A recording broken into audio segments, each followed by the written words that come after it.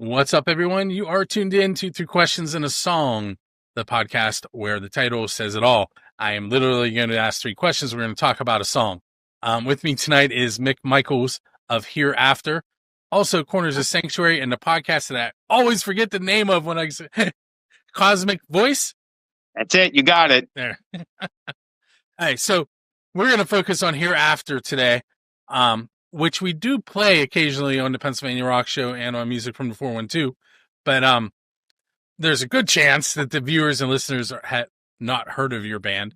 So I'm going to give you a soapbox to stand on, and you can tell us anything you'd like about your band. Okay. The band's name is Hereafter. We're a 4-piece doom groove metal band. We formed during 2020, during the pandemic. This is primarily a side project for all the members, because we're all committed to other bands at this point, have been for a number of years. But this became a something to do in the downtime, some fun to do. As I do a podcast, as Bill mentioned, called The Cosmic Voice. The lead singer to Hereafter, Chris Natalini, is also my co-host. During that first season, we talked about, hey, why don't we don't have much else to do. None of us are playing out. Why don't we write some music and release something independently as another entity, so to speak. And a year later, we came out with our first EP. And then the following year, we came out with another EP. And we thought that was about it because by that time, the world had opened up. All our bands were working again. And we said farewell to Hereafter.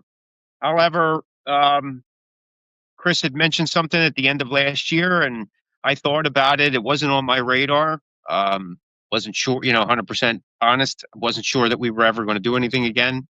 And here we are. While we were recording, we were approached by FireRock Music Group. They were interested in putting out the new EP under their label, and we said, sure, why not? And that's where we are today. So you like hand fed me a question right there. Tell us about FireRock Music Group. They're a new player in the scene. I mean, they've been out a couple of years, but they're, it's artist owned and operated for artists. So guys that have been in the business for quite a while have been through their own set of contracts and agreements and disagreements and so on and so forth. They put something together that's more geared towards the artist, where they don't lock you in with stuff.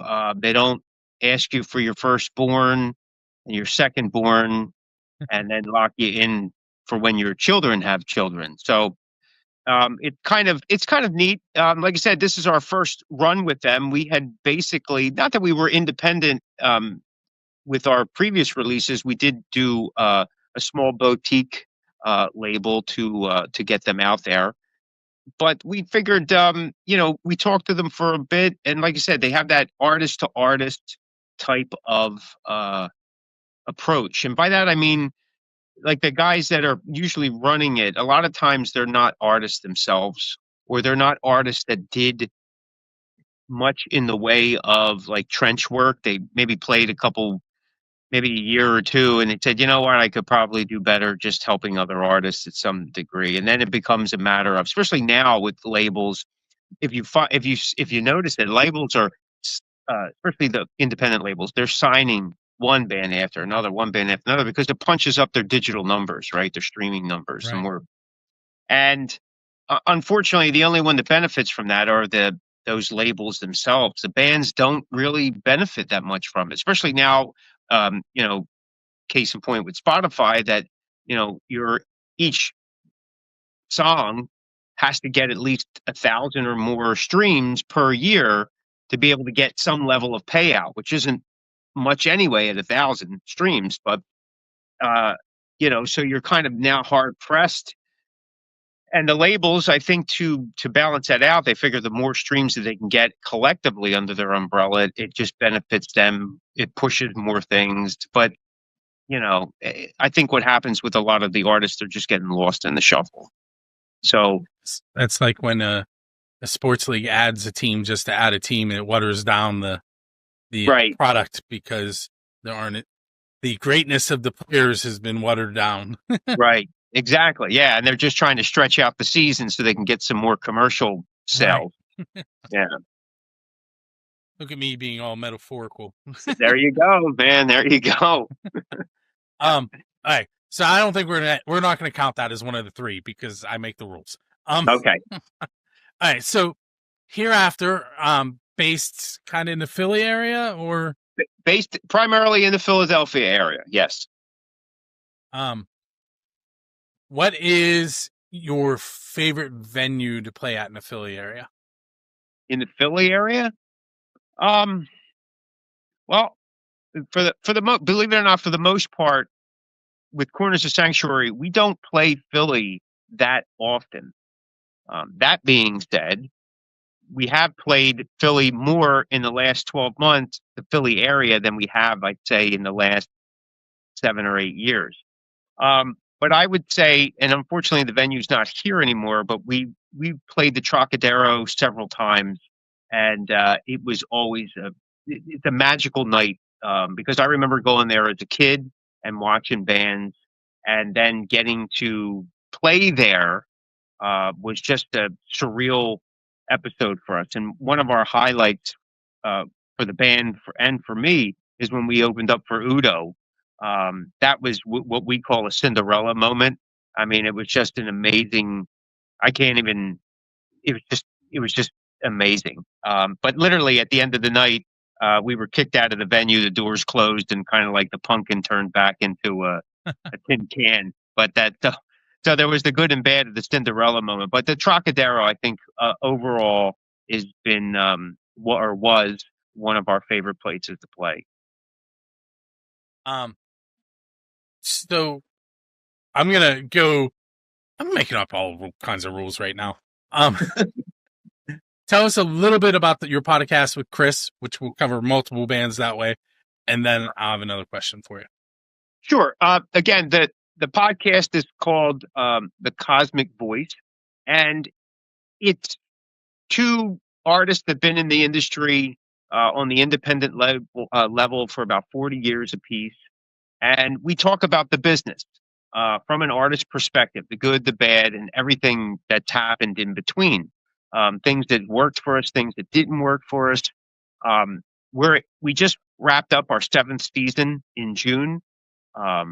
We've done over, I mean, again, we do seasons, so we do maybe 25 episodes per season, and that works well for our schedule because we can't commit to doing something every single week or something like that. So we block out this time, and like I said, we do about 25 weeks, which is pretty good for guys that are still playing out. But we talk about the music business, and since we're still active, we're bringing up new topics or rehashing old topics, but with new twists. I mean, within the show, perspectives have changed, ideas have changed. Like this past season, we talked about AI a lot, even wrapped up the season with some AI stuff. And since we've wrapped up the season, things have developed even more so. Like, with that number one band on Spotify, it's all AI. I mean, it's crazy stuff like that.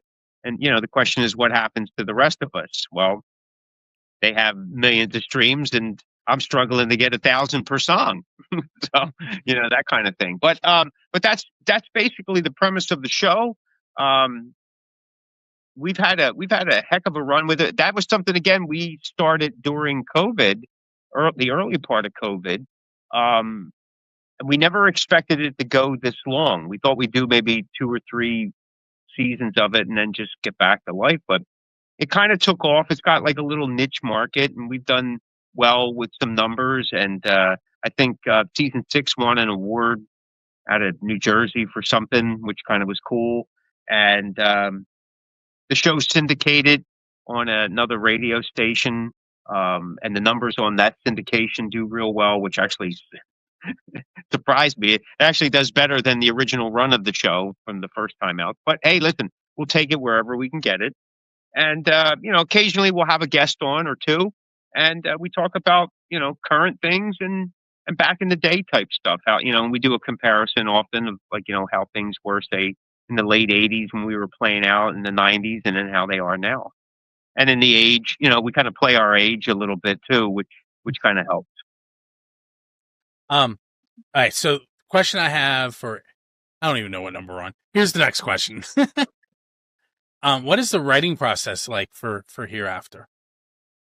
Well, for the most part, I sequester myself into the studio and I just start writing riffs and things of that nature. And then I'll demo some stuff. Then I bring in Mad T, our drummer, to kind of clean some stuff up so that we could, we get a solid real drummer playing, and then I can fix riffs and things of that nature. And then we get a flow to the song, and then since digital sharing of files is like the way to go, um, I send stuff out to the guys and they work on them and they put their own twist to stuff, and then we come back and start tweaking the song as it goes, and then before you know it, we're done. All right. So I'm going to give you one more question because I haven't asked you an odd one yet. Okay. Let's see. What movie? Okay, if you are going to, if they're going to make a movie about, we're going to say both bands, Hereafter and Corners of Sanctuary, who is going to play you in the movie? Me? Yep. Well, I think we would have to, just like they did with Henry Hill in Goodfellas, they got somebody way better looking. I definitely want to get somebody who's a lot taller. So I don't know who. I don't know. The Rock. I don't know. He looks exactly like you. Exactly. Maybe that Aquaman guy. What's his name? Mimosa or something. I don't know. Jason Momoa. Yeah. Yep. I don't know. That's hard. I mean, look what they did with the guys in that Motley Crue movie. They just put wigs on everybody, and everybody looked pretty good. So. I don't know. Maybe if it was 30 years ago, I'd say, have Sylvester Stallone play me. That would be kind of awesome. He's busy being a mob boss.